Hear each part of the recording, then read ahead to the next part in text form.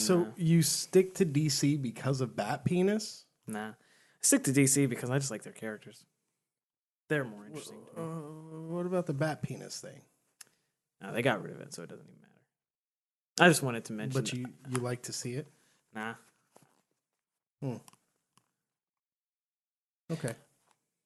They did it though. Don't know why. Well, I know why because it was like when they started doing the DC Black Label. Yeah. And since then, I've just kind of gotten rid of that. Interesting. I want to read Three Jokers though, because that's part of the Black Label. I didn't know that until recently. Is it? Yeah. Huh. Which I've had a lot of that spoiled,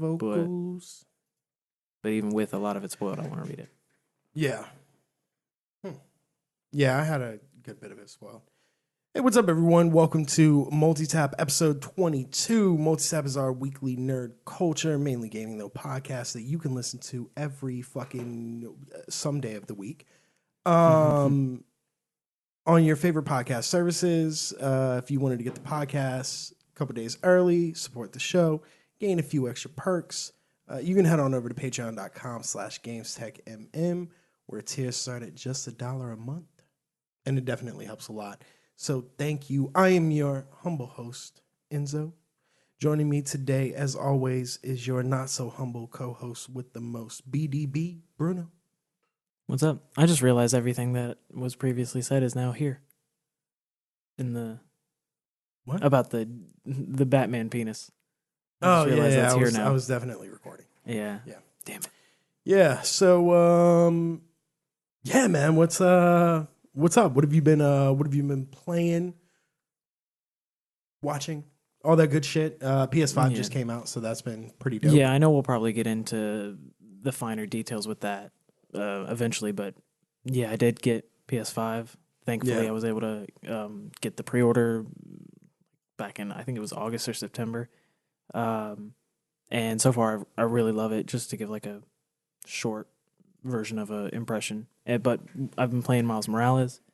I beat that. That's amazing. Like I said, you should definitely play it.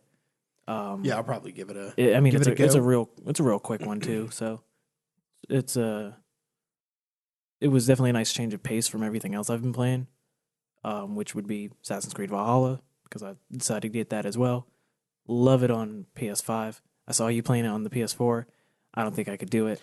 Now that I've gone that way, I can't go back. So that's probably the biggest takeaway from PS5 is that it upgrades everything so much so that, like, from frame rate to resolution, everything, it just plays so much smoother. It loads in faster. It genuinely is hard to go back to. Like, playing it on PS4 feels broken, but I know it's not. It plays like every other PS4 game. Yeah. Which I play PC games, so it's weird to say that almost, because I've come to expect this from PC gaming.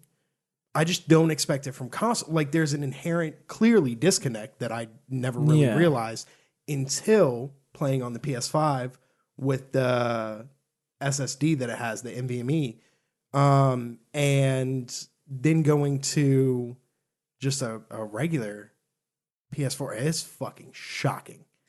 I was like, oh, this feels dirty. It to me, it was like crazy, because it was like, damn, this was just a couple of days ago that the PS4 was the norm, and this was like not necessarily the best of what games could be, because like you said, there's PCs, but so far as console gaming, you have your Xbox and your PS4 that would be the best of what we got, and then immediately you realize, damn, this shit's about to clearly go in a really good direction, because I've been loving everything that I've been playing on PS5. It's not too loud. It doesn't sound like a jet engine like the PS4 has been lately. Oh yeah, that bit quiet. Yeah, doesn't even get. It's cold whenever I can play for a good couple hours and it's still cold. Yeah, so PS5 is nice. We don't have an Xbox. We'll probably I'll probably get one of those at some point so that we can try it out, because I don't have a PC. It's gonna be the Game Pass machine. Pretty much. It's gonna be pretty much. But I'm excited for that. Yeah. So yeah, you've been playing that some Ghosts. Ghost of Tsushima. Yeah. Tsushima. Yeah, because I still play Legends because I'm trying to. At this point should have already been leveled for a raid, but I haven't played it in a while, so I got to do Yeah, that. But I also just went to the story just to see I haven't played it at how all. that plays on PS5. I know you saw me do a little bit of it, and it Yeah, loaded in so fucking fast. And it looks so good, and it plays so well on there that I'm I'm I'm really liking that I made this decision to get one because yeah. I guess I could have just ignored a pre-order, but I felt very strongly like no, I want this, and I feel like it'll pay off. This might be the last console generation, like physical consoles. I think from moving forward, I think in 5 or 6 years, gaming will look vastly different. For the most part, it's going to look like Game Pass, and it's all going to look like xCloud. Yeah, I mean, I'd be down for that because Yeah, I like the Game Pass XCloud model. That's why I can't wait to get an Xbox to actually use it. I know I don't need that, but I don't like PC. yeah, and I know there are a lot of people who don't believe that, but we'll get into why I think that's going to be the case later. That much will change over a short amount of time. But also been watching some Game of Thrones. Yeah, I've been rewatching the entire series. I think I mentioned it like last week as well that I did in Yeah, within the time that I first mentioned it. I mean, we're 2 episodes left yeah. of the entire show, which is crazy because I remember waiting for all these to come out, and now it's so easy to just watch them all. And Watching it back it's to back proves that season 8 isn't as bad as we remembered it. yeah, I was just about to say, But it also proves how good the previous seasons were. Like I was talking to you about it the other day because I've been watching most of it with you. And I was talking about how like later on in the show you can tell it takes a dip because it's like, oh, remember how good this it's was? giving you the greatest hits. Remember how good it was? Yeah, We were so fucking good yeah, because George R. R. Martin was still mm-hmm, writing. yeah. God damn, we were pretty fucking good, weren't we? And then, It's a very literally in clear 3 shift. episodes, it just Yeah, the which last three episodes. those last couple episodes I feel like will definitely make us go like, okay, this is why. Yeah, But I yeah, will at least say I'm assuming to HBO's credit, that they did retouch the battle of or the Long Night yeah, yeah. battle at So Winterfell because we've rewatched that like the other we night noticed and we that. can actually see what's going on. Yeah, It looks like they touched it up. it does look like they touched it up. I think they might have. But either way, Yeah, it clearly they touched it up. But yeah, it's unfortunate because we should have gotten that when it and to was HBO's released. credit, they wanted 2 more seasons. They wanted a whole season for season 8 and season 9. They were willing to pay for it, but Oh yeah, the fuck faces wanted to go do Star Wars, and now they're not. So yeah. fuck them.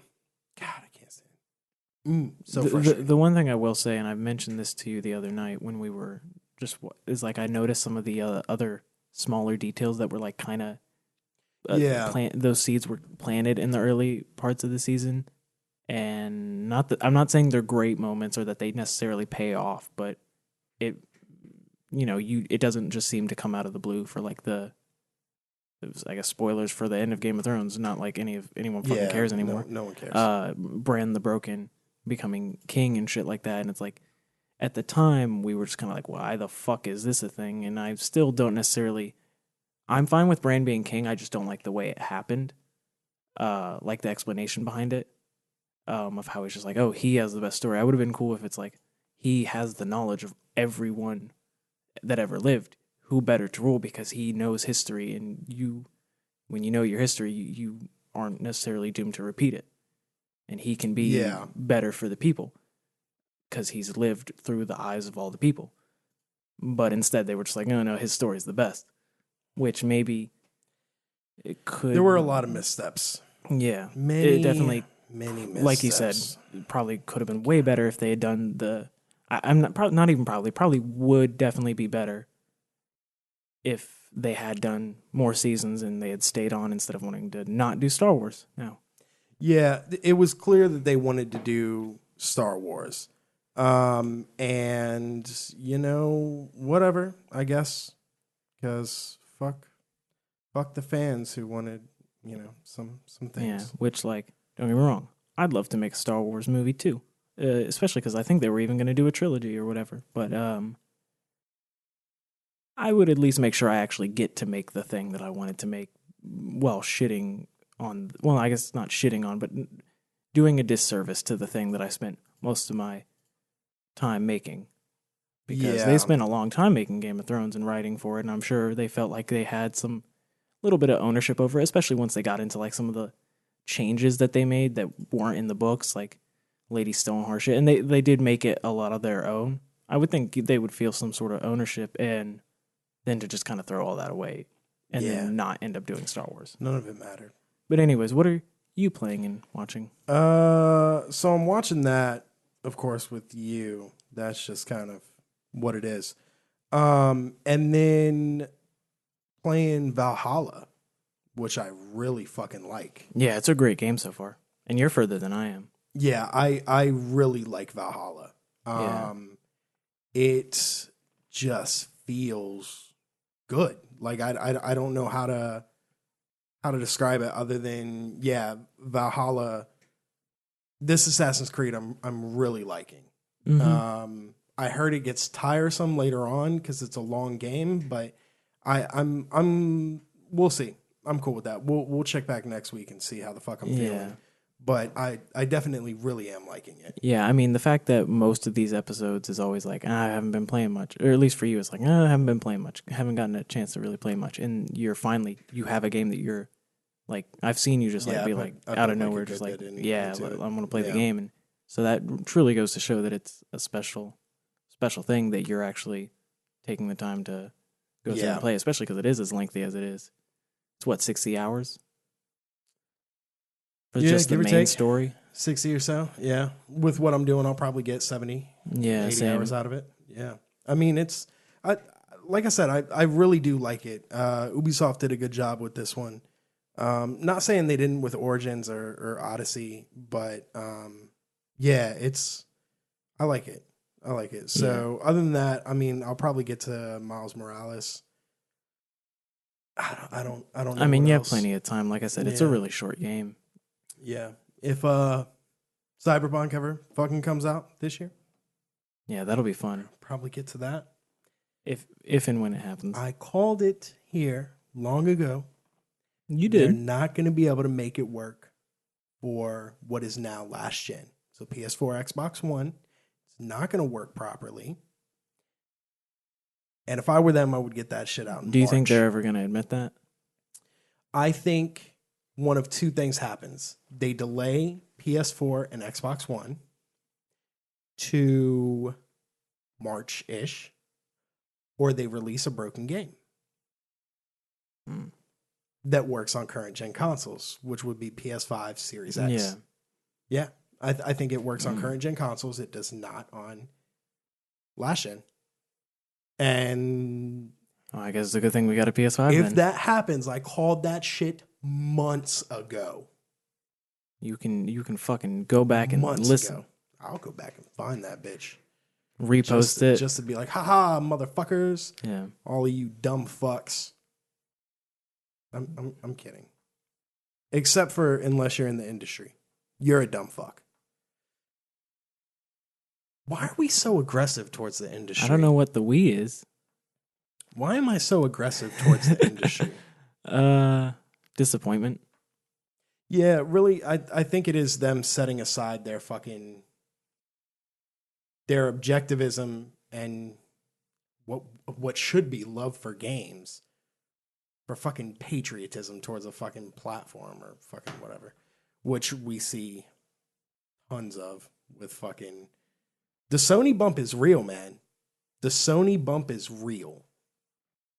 Because We'll see this how it episode carries is open. going to be different than others. We're going to be going over our game of the generation list, really games of the generation. Yeah. We're going to talk about the games that you should have played or that impacted the industry this last gen, I guess. And we're not really naming one like the game of the generation or the top whatever. There are going to be games on here that we didn't mention because neither of us played. There are going to be some games that we didn't particularly care for, and it's just us. We don't have some huge staff with diverse, like, fucking opinions on games. Literally just the two of us. So if I fucking hate Persona and most JRPGs, which is weird, I'd say, because you love RPGs and Japanese culture. I really do. I really don't care for JRPGs. I just think that's ironic. Yeah. I mean, there are some that are fine. Like, I love Final Fantasy. Yeah. But I find it hilarious. Kind of the extent of it. Yeah. And I like anything that takes a no, I take that back. So I like some JRPGs, but shit like Persona, I fucking can't. I can't. Too weeby. Yeah. Yeah, I guess. I even like the SAO games. I never actually played them, but I know you said you really liked them. I saw you playing the Gun Gale one. That actually looked kind of cool. Yeah, there was an Alfheim one that was pretty good. I didn't even like Alfheim. Yeah, I didn't like as far Alfheim. As SAO goes. But this, no worries, non-weebs. I'm not a weeb, so I'm not. Let me not put that fucking title out there. Don't worry, people that don't like anime. We're not going to go into anime. Nah, I'm mostly there with you. There's a few, like a small fan base handful I'll tolerate. Akira is not as good as a movie as everyone says it is. I'm just putting that out there. It's an overhyped movie. I understand what it is and what it has done for anime, but as someone who's never seen it, watching it now in current times, not good. I'm worried about you ever watching Cowboy Bebop, because if you ever told me that, we might have to throw hands. I feel like I'd like Cowboy Bebop though. I like the aesthetic of Akira. I just didn't really like the movie. Oh, it's not a good story, and the editing is terrible. Okay, yeah. All right, I can see that. Anyways, before we get into what is typically the news, we talk about, we have a random topic we want to talk about. Sometimes it's non-nerd culture. Sometimes it is. This is going to bleed every fucking which way. It's going to be nerd culture. It's going to be really not nerd culture. It's going to be fucking insane. This is what I want to talk about. Yeah, I'm curious. I go on Twitter today to see something trending that I feel like it was one of those like promoted trendings. I don't feel like there was a natural trending, but it was some Medium article on basically this thing called God Mode Activated. What the hell is that? Let me read you what God Mode Activated is. All right. This is their About Us on their website. God Mode Activated is a gaming ministry started by 4 friends on October 15th, 2018. We aim to build an authentic community grounded on the gospel of Jesus Christ with all people of backgrounds, both IRL, it literally says both IRL, and in-game. We also seek to outreach to gamers, share the good news, as well as encourage and walk alongside one another as we grow in faith and maturity. GMA has many things to get involved in, such as Bible studies, live streams, game nights, community gatherings, convention meetups, IRL gaming events, etc. They use IRL twice in here. It fucking bothers me. They don't have real life friends. Our mission, God Mode Activated, is committed to connecting, in all capital letters, gamers to Christ. Odd that Christ isn't capitalized. And activating, all caps, gamers in faith. Our vision, God Mode Activated, is a Christian gaming organization that seeks to connect gamers to Christ by meeting them where they are and planting seeds in their lives. Similarly to how Catholic priests plant seeds in little boys. God Mode Activated will elevate gamers all over the world. I knew it was coming at some point. Both IRL and in-game. Again, the use of IRL is, does anyone who like inside gaming culture use IRL anymore? Or like internet culture? Well, it's not even just that. I think it's when you're writing about your organization of people, I would think it doesn't need to be said IRL. Yeah, so both IRL and in game to the next spiritual level and drastically change how they play the game. The in fucking capital The letters. game, as in like the The game. God Mode Activated seeks to connect gamers through providing an impactful community, plus both fun and thought-provoking media content that we can all earn that we can all intern. Sorry, I fucking went dyslexic there for a minute. That we can all intern how earn insensitive a of you. hearing for the gospel, the good news of Jesus Christ. We welcome both novice and seasoned players to join in fellowship with one another and to grow in faith and maturity together. All strive all all while shining the light of Jesus Christ onto the world of lost gamers. Media Ministry, a team of producing entertainers, a team of Did they producing literally write their entertaining own fucking content Bible? How long while is this? reaching lost gamers, community, diverse group of people to fellowship and enjoy gaming with the backbone of God Mode Activated. Is that it? Is that the end? This is why that's it. Well, I had a few things I wanted to say before we shit on this because I know we're probably going to shit on this. Few things. One, I'm all for people trying to create like their own little like groups of people to like have your you're welcoming people. You're presumably not being harmful. I would. This is me just going off before we get into anything, and then I'll take back anything I say going forward. But I just wanted to preface this that I'm all for people trying to make a group of people in a community for especially because like growing up I can at least say I know for you and for me, gaming in general wasn't like a super popular thing. And now it has been. And so like, that's cool that like, that's a thing that you want to bring people together under gaming. Not necessarily a fan of this. Naturally. Some of the verbiage is also weird. It was definitely written in a basement. Yeah. And secondly, the other thing I wanted to say. Do you think they've played that Jesus game on Steam? And what do you think their thoughts are? Shit, dude, we gotta stream that Jesus game. Can we join them and then stream the Jesus game with them? I do not think they would accept us, though they would probably say they would be open, if not us being heretics mocking their religion.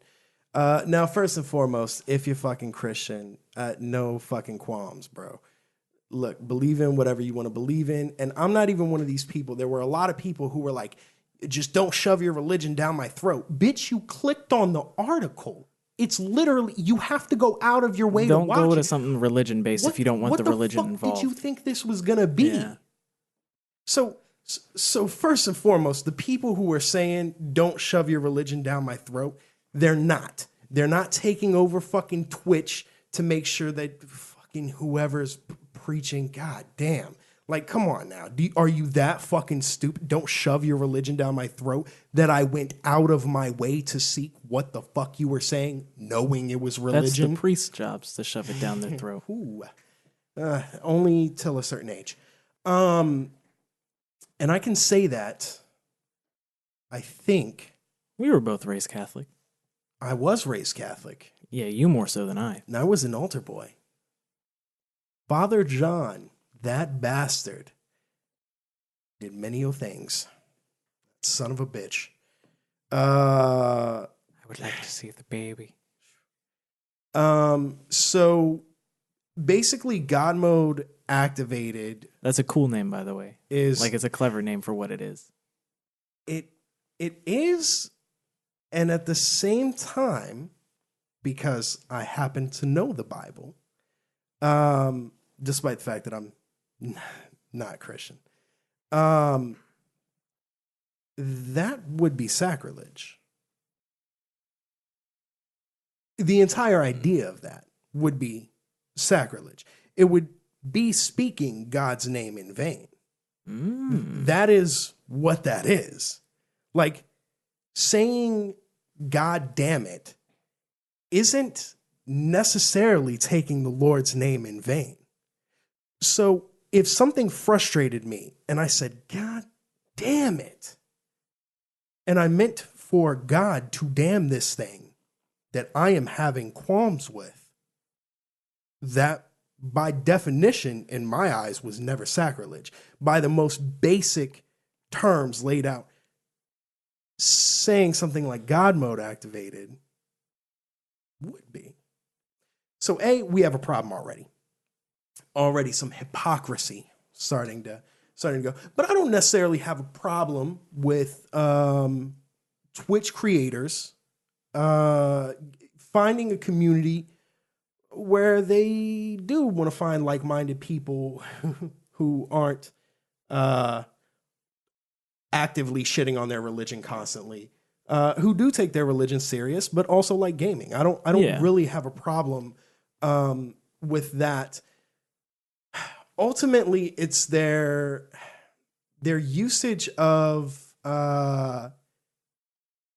evangelists. So they constantly talk about evangelists, and the evangelical preachers are oftentimes the fucking the goddamn ones you see on TV who they're always evangelicals.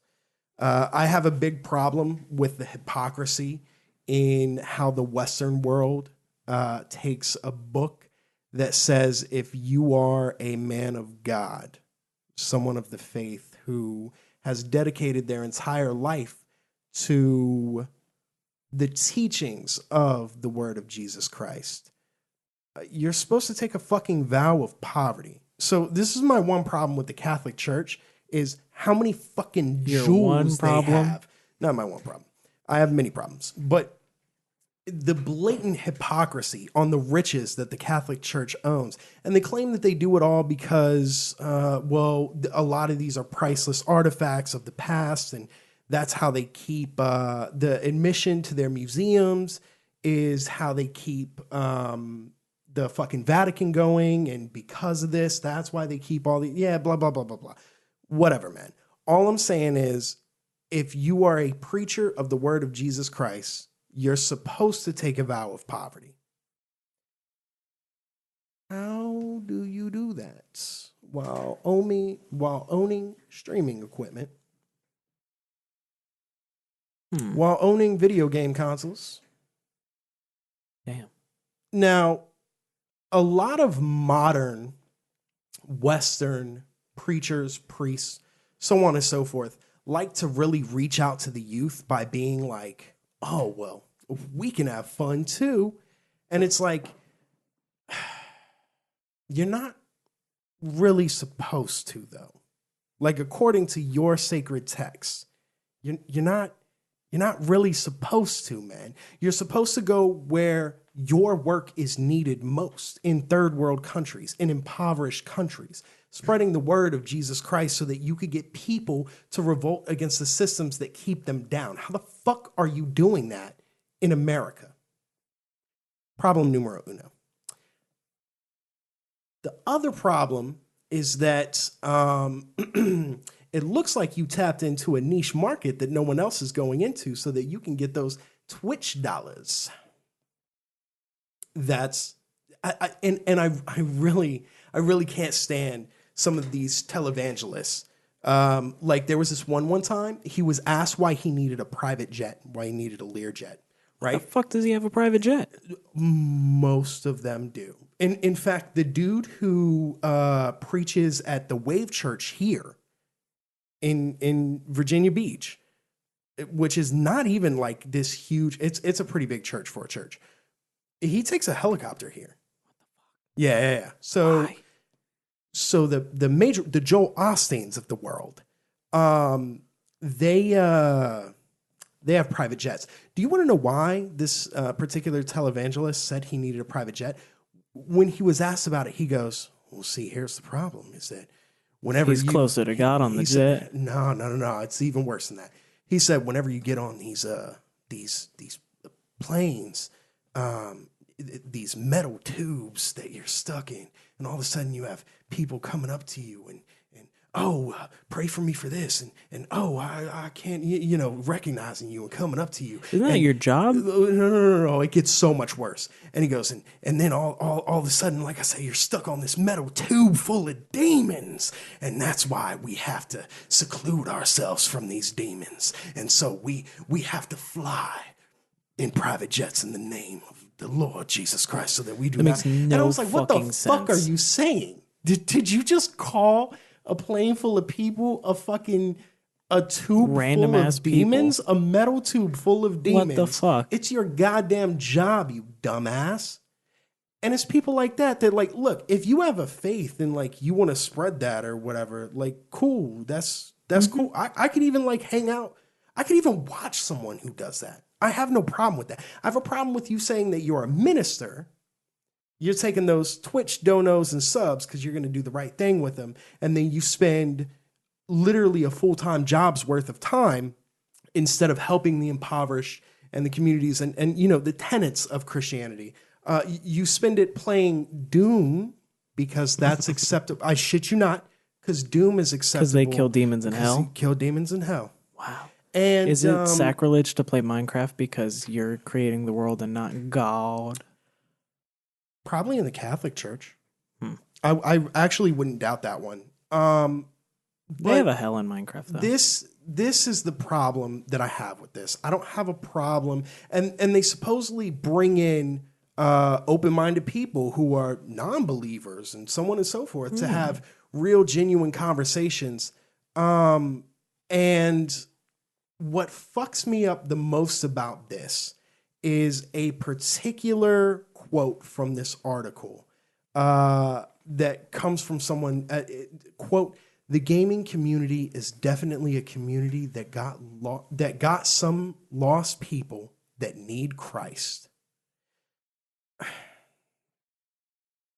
First of all, that clearly tells me you're observing from the outside. Fucking clearly. Secondly, it's this idea that I don't think you're here to spread I don't think you're here under good intentions. I think you're here to make money. Just call it what it is, fam. Yeah. And that, I think about this Lord Vega video. Remember that video where he's joking the pastor on the Twitch stream and he's like, "Oh yes, we got plenty of donations in the chat. Can we get some more donations for Jesus?" And it's flickering in between him being a preacher and him being like this demonic thing. I have to, dude, and that's what it reminds me of, is the blatant hypocrisy among people like this who call themselves pastors, ministers, preachers, whatever the fuck, and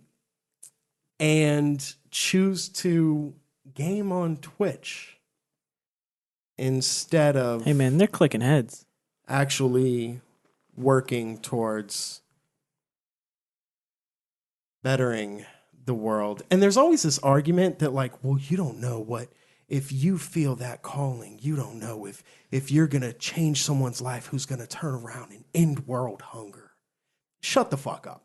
That's the lazy ass excuse for example, Mahatma Gandhi would not have had the same impact if he would have been Twitch streaming all day. Right? He got out there and did the fucking work. And he got eyes on him because of it. And he inspired generations of people. I just really don't understand the need for all this bullshit. And it seems, here's the fucked up thing. And geez, if you're a fucking Christian and I haven't lost you yet, good on you. Here's the thing that fucks me up though, is that I never really get this feeling from people of Christian faith. It's always from their leaders. And that's what bothers me, is that like I never really sense that shit. Sure, there are the hypocrites that show up to church and fucking, don't practice what they preach, and fucking they're there because their parents told them to be there, and so they're telling their kids to be there, and they think that somehow going to church is going to absolve them of fucking doing coke at work and fucking their assistant. Maybe. But, you know, it really bothers me that, like, dude, if you're just someone who believes in that and then wants to stream and create your stream around, even around that, you know what I mean? That's perfectly fine. I don't see anything wrong with that. And again, if you're someone who, don't shove your religion down my throat. Bitch, go to another channel. What the fuck are you even talking about? You're shoving the religion down your own throat at that point. Exactly. You chose to click on this content, dumbass. But what fucks me up about it is the hypocrisy from the leaders. And this is one thing that I could never stand with Catholicism and with Christianity as a whole. And the Catholic Church takes a lot of shit, as they should. God, I will be the first one to shit on the Catholic Church. But then you have these televangelists, these fucking Baptist preachers, these fucking Southern Baptist preachers, these motherfuckers who provide a nice goddamn life for themselves. Like fucking Rolexes and fucking, they got, nice cars. And bro, it wasn't never supposed to be like that. Like, I don't know what the fuck. That's what pisses me off. And now it's stepped into gaming with Twitch. I just had this thought. It's not entirely related, but I was thinking about it. I was like, they can't even enjoy Assassin's Creed 2. Because you have to kill the Pope. I would say, you know what's really weird about that? Is, that's like the one Pope that the Catholic Church kind of denounces. Yeah, you told me about that the other day. Yeah, they don't. It's crazy. They don't really like to associate themselves with the Borgias. Apparently, there was a dude who tried to like defend him, the Borgia family within the Catholic Church, or just some dude. Some dude within the Catholic Church. Okay. I'm not going to say he was a priest, like a cardinal. No. Just a prominent figure within an influencer who was a fucking author, and tried defending him in a book, and even the Catholic Church was like, "Yeah, nah, fam, we ain't doing that. Get that shit out of here. Get that shit the fuck out of here. Get the fuck out of here." Praise Ezio. Ezio Auditore. Da Firenze. God, it's so good. So anyways, God mode activated. Televangelists have found their way onto Twitch, finally. And I'm going to clip that goddamn, that Lord Vega video. Because it's fucking, that like hashtag it's God mode activated. Yeah, it's literally perfect. This is what the fuck they're doing. And it's all a cash grab. And I suppose that's what fucks me up, is bastardizing people's beliefs in order to get monetary gain, so that yet in the same breath you take this holier than thou fucking stance so that you can come out on top. And I guarantee you, anyone who points out that blatant hypocrisy is not welcome within their community. And to me, honestly, that's my biggest problem with it. Is that I promise you, if I went in there with those criticisms, I'm not even criticizing your faith or you being your faith being on this platform or so on and so forth. I would be criticizing your business approach to the fuckery that you're doing. And I guarantee you I would be less welcome than if I were criticizing their faith. Yeah, probably. Because you're fucking with the money at that point. That's what bothers me. And yeah. And I'm not one to be like, oh, well, because gullible people believe, are going to believe we should cancel. No, none of that. I would just like to be more open about what the fuck it is. Yeah. And it's money. Be upfront about it. That's what it is. It's money. So let's get on to our games of the generation. Actually, do you have any? No, I've literally just been. Ooh, that sounded really loud. Ow. No, you're fine. I was literally the entire time just thinking, damn, what games can they not play? And I was just like, damn, they must not be able to play. We are going to stream that Jesus game. A lot of stuff, because I feel like they'd be able to find a way of. There's some form of sacrilege they could probably find in a game, one way or another. Yeah, but who knows if they're even looking for that though. The thing for me is this idea of them excusing certain things that certainly wouldn't be acceptable so that they can gain relevancy and money. So I'm less upset with them being like, oh, that's sacrilege, I can't play that, and more upset with them being like, well, technically it's not that bad if I play this ultra violent game where I like that's all against Because they're demons in hell. the teachings of Jesus, which are inherently different than the warmongering that goes on in the Bible.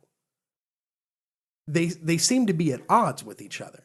And that's another thing that people oftentimes can't acknowledge is Jesus preached very much an Eastern principle on most things, as to where the Bible seems to be a book on how to crush your enemies, or a collection of stories of people crushing their enemies. It's like the art of war, just not as on the nose with it. Yeah, for Christians. And then you have Jesus in there. The Western art of war. Yeah, but Video games, yay! hey, it was relevant. I'd cited I'd cited in like a motherfucker. I was not expecting that because I saw God Mode activated. I was like, is this gonna tie into some game that has like a really fun God Mode? I didn't know what to expect. We are going to play that Jesus Christ thoroughly game, surprised. Yeah, we will. Is it? It's on Steam. You talk. I want to see how much that is. Yes, the list of games of the generation. We didn't put a whole lot of time into this, to be fair. But there's a lot of stuff that we didn't get to play, like we said before, and stuff we just don't like. So if it's something that you wish was on this list, well, fuck you. Make your own list. It's not out yet. It's not? No, it's not out yet. 2021. Damn it. We'll have to wait. What does it have, like a date or just 2021? A planned release date 2021. Shit. Fuck. I need this. Damn it. Yeah. There are no other Jesus type games, are there? Oh. Jesus games. What Jesus games are there? Jesus Games sounds like what his YouTube channel would be, or like his Twitch channel. Jesus Games. Okay, hold on. Jesus Strikes Back 2, The What the Resurrection. What the fuck? Yo, it's just Jesus with a shotgun. Okay, Mowing I'm down intrigued. people. I'm intrigued. Oh my god, it looks like GTA, but with Jesus. Like a shittier GTA. They have horses. They have And horses. there's different flags. There's France and America. What the hell? And Jesus has like the Templar fucking Iron Cross. The I'm red iron confused as cross. to why I give Jesus Christ a shotgun when he's Russians? Jesus Okay. motherfucking Christ and could look at someone and just be like, dead. Amidst the chaos and insanity of a world ravaged by I dig it. socialism and Satan, What the the Savior will be resurrected to deliver another round of divine retribution as evil shrouds the earth. It's up to JC and friends to strike back and cast the first stone Oh, in no. this satirical, comedic, open world adventure. I'm sold. Bro, I might have to get this. It's on goddamn Steam? game. It is on Steam. How much? $14.99. I don't know about that then. Holy shit. That was quite amazing. There's a Jesus Christ RPG. Do you think Jesus would rock a gold chain of himself on the cross? A crucifix? Gold chain? My Nah, Jesus will. Probably not. It's like that scene in Talladega Nights where they all have their own Jesus. He's got baby Jesus. They got ninja Jesus. They got some other Jesus. A lot of Jesuses. Is it Jesuses? G-Sai? G-Sai. G-Sai. G-Sai. And there is another, the Bible Exodus is a third-person melee combat game based on the most read book, the Bible. Not true. Come to know, participate, and help The the Bible God's is not the people most read book. to arrive on the promised land, fighting against different kind of enemies. Alrighty then. I'm almost 100% sure the most read book of all time is the Holy Quran. Yes, yeah, most likely. I know, I know in the top 10 at least, Lord of the Rings is on there. I know. Harry Potter's also on there too. I wonder if they're Muhammad games. Muhammad games? Ooh, is there a Moses game? Ooh, where I can make my own commandments. I know he didn't technically make the commandments hold on. up himself. Back on the SNES, there were a series of Bible games. I shit you not. I played one back Were they in like the day. educational? No. So the one that I played was Noah's Ark. Oh, And that sounds it boring. was a 2D platformer. You have to collect animals? You collected animals while stepping on the heads of like snakes and shit. It was like a Mario meets like I think you had like a whip or some shit like that. Like- Dude, they actually, for real, weren't that bad at games. So we're getting HD remasters naturally, right? Probably. Blue Point work on that. Yes. Ooh. Maybe. They put out Demon Souls remake. They can do this. The Holy Quran VR experience. Curious. I suppose there's nothing. I will fact check myself real quick to make sure that is correct. I'm sure it is. Damn. So I wouldn't have streamed that game to begin with. I was right. Because motherfuckers be killing people over in France for fucking drawing cartoons of Muhammad. I don't want to stream no. What the fuck? Yeah, you didn't hear about that shit? Mm-mm. That shit's been going on for a hot minute. Number 1, Holy Quran. Number 2 is the King James Bible. Number 3, quotations from Chairman Mao. 4, Don Quixote. 5, Harry Potter. 6, A Tale of Two Cities. And 7 is where the Lord of the Rings comes in. Number 7. It's in the top 10. And then number 9 is actually tied. Number 9 is tied with Alice in Wonderland, Dream of the Red Chamber, and then There Were None, and The Hobbit. So The Hobbit's also in the top 10. Okay. And then number 10 is The Lion, the Witch, and the Wardrobe. You know what's really crazy? You said the quotations from Chairman Mao. Yeah. Do you know what country has like the highest literacy rate in the world? Isn't it like North Korea? Yeah. Because like how else will you consume propaganda if you can't read? They make sure everyone can read so that everyone can consume propaganda. They make sure you can read before you're fed. Yeah. It's fucking crazy. That's crazy when you think. They have like a 96 or 7% literacy rate, which is one of the highest in the world. That's fucking crazy. So anyways, games of the generation, 48 minutes in. So yeah, this is gonna be kind of our rough.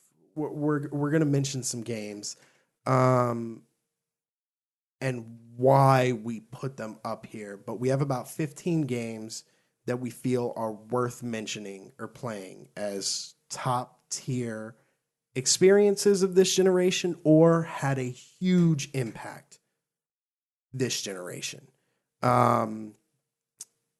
We have in no particular order, so don't fucking crucify me. Fortnite, God of War, Ghosts of... Okay, hold on. I'm going to go over the developer, too. So Fortnite by Epic, God of War by Sony Santa Monica. Sony Santa Monica? Why do I feel like that's wrong? That's not wrong, right? Santa Monica. I was just at Santa Monica studio. Ghost of Tsushima, Sucker Punch, The Witcher 3, Wild Hunt by CD Projekt Red, Horizon Zero Dawn by Guerrilla, Red Dead Redemption 2 by Rockstar, Spider-Man by Insomniac, Zelda Breath of the Wild by Nintendo, Final Fantasy VII Remake by Square, Death Stranding by Kojima Studios, Titanfall 2 by Respawn, Overwatch by Blizzard. Why do I feel like that's wrong? It's so Overwatch is weird. Blizzard. Blizzard makes the fucking weirdest array of games, and they're all pretty fucking good. Yeah, I mean that's talent. Yeah. It's slipping in the years, but yeah, I agree. And then The Last of Us Part 2 is a mention. I do not think it belongs on a fucking game of the gen list. Nor do I. I would by like to Naughty make that Dog. clear. I put that up there so that we can talk about that. Rocket League by Psyonix, now owned by Epic, of course, and Super Hot VR by the Super Hot team. So first and foremost, I think Fortnite is dog shit. I played it early on. It's a really fun game to play with your kids if you want to have a. It's just certainly better than fucking If you want to Roblox. fucking whoop Do you them. know how upset I am that they're into Roblox now? Oh, I make fun of them for it. Bro, it is the fucking worst. It is I the can't, absolute worst. I can't stand that game. Yeah, I never let them know that that's how I feel about it, but I had to have a conversation the other day. It was brought up something about Roblox, and I just had kind of like no reaction. I was like, "Oh, that's sounds cool," like not deterring or. And Caleb said something, and I was just like, "Buddy, I'm not supposed to like Roblox. If you hear someone my age like and play Roblox, interested in Roblox, Tell them, please get away from the playground. yes, that is a problem." I was like, I'm not supposed to like Yeah. these games. You're supposed to. And I think that whatever you like, that's awesome. The only reason I hate it is because I'm certainly not playing Roblox with them. No. Out of your fucking mind. Yeah. I made it very clear to him that I will make fun of this game, but I made it very clear. Play whatever you want. If you want to play a game, play it. Do you know it's what not else for me, I but find? I will definitely make fun of it. Yeah. It's they're bad. I don't make fun of it, but I wish they played something else so that I could at least jump on. He was with playing him every once in a Minecraft while. today. Yeah, I'll, So that I'll, was I'll good. fuck with it. He's always playing with a friend though, and that's what I was gonna get to real quick. Is how weird is it that there's like this trend of those weird Facebook moms like jumping on the parties with these kids and playing They do that? these games with them. What the fuck? Why? I have no fucking idea.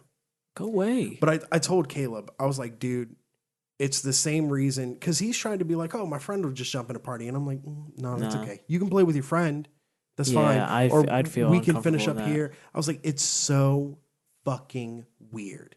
And someone pointed out, oh, well, you supervise your kids at the playground, don't you, to make sure that they. I'm not on the monkey bars and on the slide with them. That's what I was going to say, is to make sure that no one weird is talking to them. First of all, there is not a lot of games with open world chat. Second of all, while I understand that, just make sure your kid knows not to talk to pedophiles. Tell them what a pedophile is, how bad pedophiles are. And the reason you tell them this is because if you're going to give them access to the internet, you're giving them access to potentially coming across pedophiles. They need to understand what the fuck they are in a non-sugar-coated way so that they know not to fuck with adults who are trying to talk to them. Period.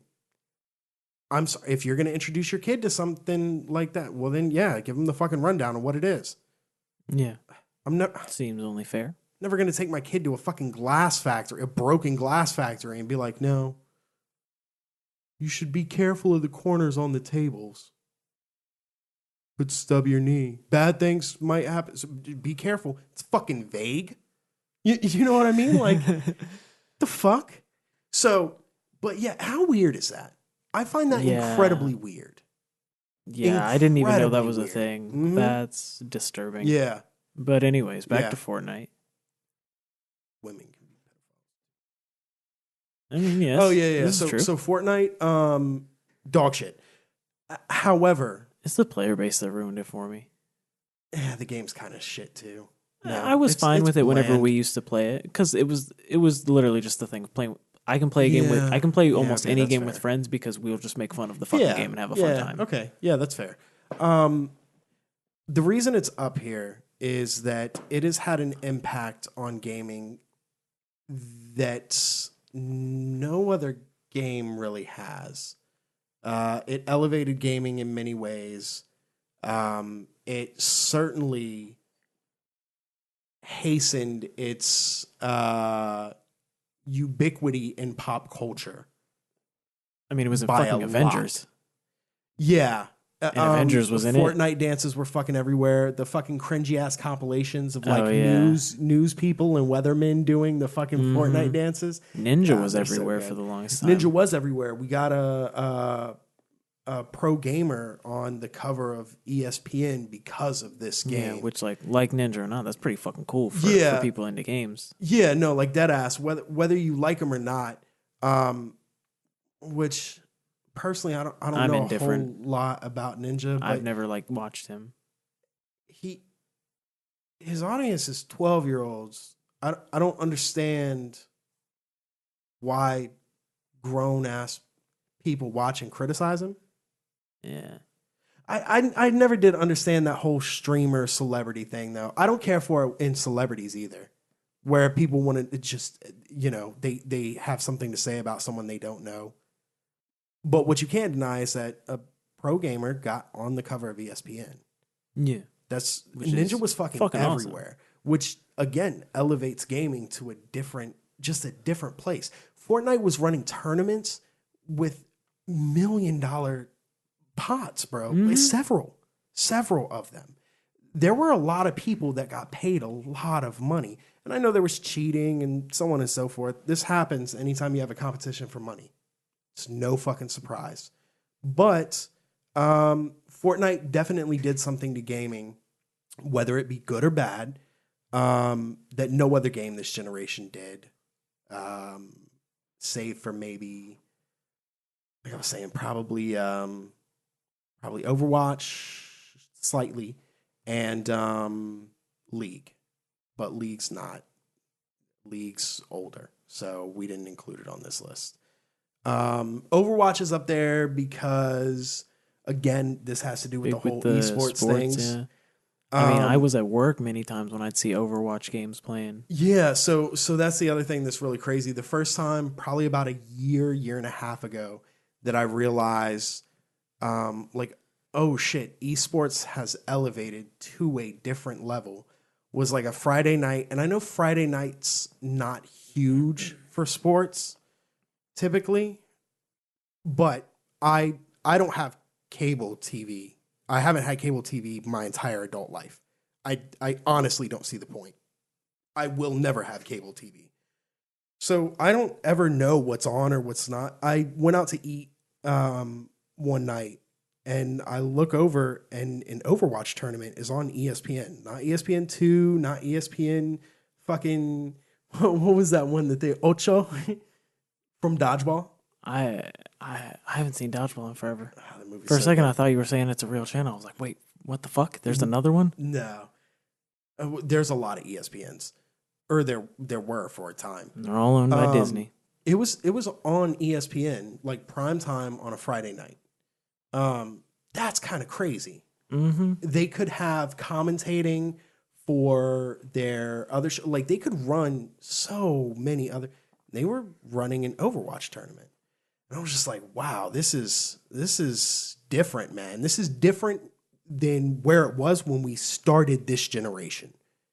You know, when PS4 stepped on the scene, it is in an entirely different place than it was, which is why I was going to say, I think that 5-6 years could be the difference of us not owning consoles. Think about how far gaming's come. You know what I mean? And I understand the whole technological leaps and so on and so forth. Let's not forget that Sony bought Gaikai like fucking 11 years ago. It was like 9 to 11 years ago, which Gaikai is basically what PlayStation Now is.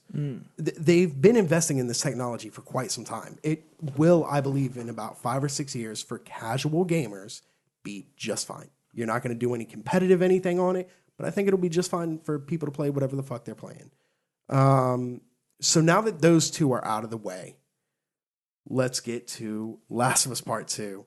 This was on everyone's goddamn game of the generation list. It is just simply not. It's fucking not. Mm-hmm. I don't think it was, we've said this before, don't think it was a bad game. Don't think it was particularly a good game. I think that it could have been a great game if they wouldn't have fucked up the fucking storytelling. Pretty or if they would have focused on something. Middle of the road through and through. Yeah, and it's because it steps in shit several ways through, and it's not for the typical reasons you think. It's because for whatever fucking reason, Naughty Dog didn't know how to tell a story this time around. Yeah, which what are they doing next? By the way, they haven't really given any hints to that, have they? Oh shit, I didn't even think about that. What is Naughty Dog doing? Yeah, because like Oh, right now they're working on Last of Us multiplayer, Last of Us 2 multiplayer. They said that was going to come out 2021. mm, Mm-hmm. Yeah. So, but Naughty Dog has two development teams, so I don't know what the main team's working yeah, on. but that just makes me curious. Is like for whatever their next idea is, whether it be like another sequel to something in a series or fucking new IP, or what I want would Jack and Daxter, bring it back. We can do it. Um, I was never big on Jack and Daxter. but either way, it's just like damn. Last of Us Part 2 was pretty disappointing. I hope that they haven't. I don't want to say like lost their touch because I don't think that they're necessarily bad at making games. It's just like Yeah. I feel like that standard that you have is Yeah, slowly waning. So I don't think this was on a lot of people's lists because of the Sony bump. I think it was because whatever the fuck the weird narrative around Last of Us 2 was. Like, basically, if you were someone who could typically be classified for better or worse as woke ass fucking whatever the fuck it is now, you fucking were in love with this goddamn game. It was a fucking masterpiece in your eyes. And if you were someone who didn't associate with all that, it was pure dog shit. It killed your father is how you treated this game. None of it made sense. It wasn't a masterpiece and it wasn't dog shit.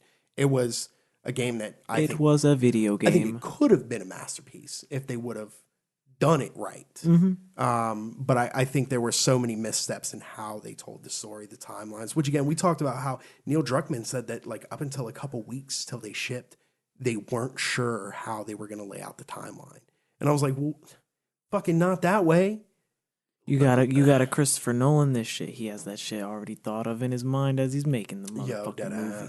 Dead ass. You got it, bro. You bring Christopher Nolan into a fucking video game, have him write that shit. I play it. I don't even give a fuck what it's about. And now, Super Hot VR I put up here because I genuinely think it is one of the most immersive experiences to come out of this gen, just simply because how it takes advantage of the VR. You forget you're fucking in VR. Oh yeah, I've hit the fucking chandelier many times. I've fucking walked into the desk so many times. Wes tried to lean on a ledge that wasn't there. Like it really is. I think for me, it was the first time we got to see what VR could be. And it was fucking amazing. Oh yeah. There really isn't any story to Super Hot. There's no. It's just so. It's a fun immersive. Experience. Yeah, it's fucking insane. So with all those kind of caveats out of the way, personally, I think if I had gun to my head, favorite game of the generation, God of War. Yeah, I can't disagree with that. God, I'd have to say the same. Fucking good, bro. I mean, I feel like I've said it so many times that it's kind of beating a dead horse, but I've beat this game so many times and completed everything in this game so many times. And I'm even thinking about doing it on PS5 again. Yeah, I'm not a fan of the God of War series. In fact, I don't like other God of War games. I am not a fucking fan. Yeah. I hated most of the God of War games. Yeah, I liked them, and even this was something brand new to me. Holy shit, this was fucking amazing. So goddamn good. And Sony has a lot of games on this fucking list. Next, of course, Ghost of Tsushima was... God, it's hard to say why this game was so goddamn good. it seemed to nail everything just enough because it doesn't have the best story in the world or the best characters in the world or the best open world or the best side quest, but it has all of them. They're not perfect, but they're good. They're either They're as good as they damn need to good be to make you or like they're keep great. playing. And if you consistently make sure that everything across the board is hitting 95s, I can't really point to what it is that makes this game. Oh, like Breath of the Wild. It's your ability to do anything, go anywhere, climb anything. That was fucking truly amazing. I can't point to it in Ghost of Tsushima. Horizon Zero Dawn, you're upgrading, interacting with the machines, taking over. Yeah, I didn't get to play this one, unfortunately. Finding new areas of this broken down world that we know. Spider-Man, its open world traversal, its gameplay loop was so much fun. Titanfall 2, adds fast pace to an FPS. Truly fast pace. So much fun. Super hot. It's immersive as fuck. Ghost of Tsushima, I cannot say there's any one thing that's like, bro, it's fucking amazing. This is why you need to play. It's just, it hits all of them so high. You know, The Witcher 3, amazing storylines from side quests to literally one of the best written RPGs ever. There are no fetch quests. To my knowledge, there are no fetch quests. To my knowledge either, and you've seen how much time I've put into that game. And again, Ghost of Tsushima doesn't really do any of these, yet it fucking is so consistently good across the board. Like, that's what I'm saying. It is a game that will be heralded from this generation, especially coming on the tail end of it. And goddamn, was it good. And it was they just good. fucking had to throw us another bone with a free multiplayer that's dope as fuck. Oh, yeah. It's so good. Yeah, I haven't played any of it, but yeah. You should. Give it that. You should. Now Red Dead 2 I didn't play much of. Couldn't enthrall me. I put it up here because it's understood as one of the games of the generation. I will recommend Red Dead 2 to most people, and that's as someone who could never really get into either of them. I don't like the cowboy stuff.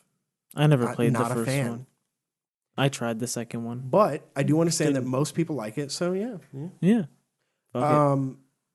Spider-Man is one where you and I disagree.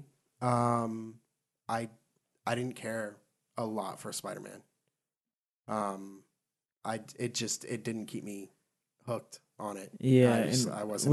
We were saying this earlier of how like the thing that kept me hooked in was the story and not the gameplay. Whereas the inverse for you, where it was the gameplay that made you enjoy it and you weren't really there for the story. Yes. Yeah. Which is interesting because, but like I said, when I was talking to you, I think that has a lot to do with how I played the game and why I didn't make the same mistake with Miles Morales of, let me get all the collectibles, do all the upgrades, and do literally everything in the game before I beat the story. That by the time I was going through and actually playing it, like the story at least, I was like, damn, I really just want to get through this story and see how it ends, because all these fights I'm doing, all this dumb shit is so boring now that I have everything. Yeah. And so I just think that was a easy mistake that anyone could have made, and that's why I made sure I didn't with Miles. And that's why I've enjoyed the gameplay loop in Miles so much more, and the story is still really good too. Yeah, for sure. I don't know. Maybe I need to just power through. I was gonna get the remaster Whatever. for PS5 if you want to just wait till I do that so you can play it. Yeah, you can just play them both back to back. I'll go ahead and do that. Because I was relatively early in the story. I just wasn't interested. Like I was Which is right weird because you've read a decent bit of Spider-Man. I always assumed that you were a pretty big fan of Spider-Man from what I could tell. Yeah, and like spoilers for Spider-Man, skip ahead 30 seconds. I was right where you find out Mr. Negative, right? Yeah. Where you find out who Mr. Negative is. Yeah. And I was just like, the whole Sinister Six hadn't even shown up, and it was just, I don't know. It didn't keep me hooked. I didn't give a fuck. Yeah. And I mean, just like, that's a fair point.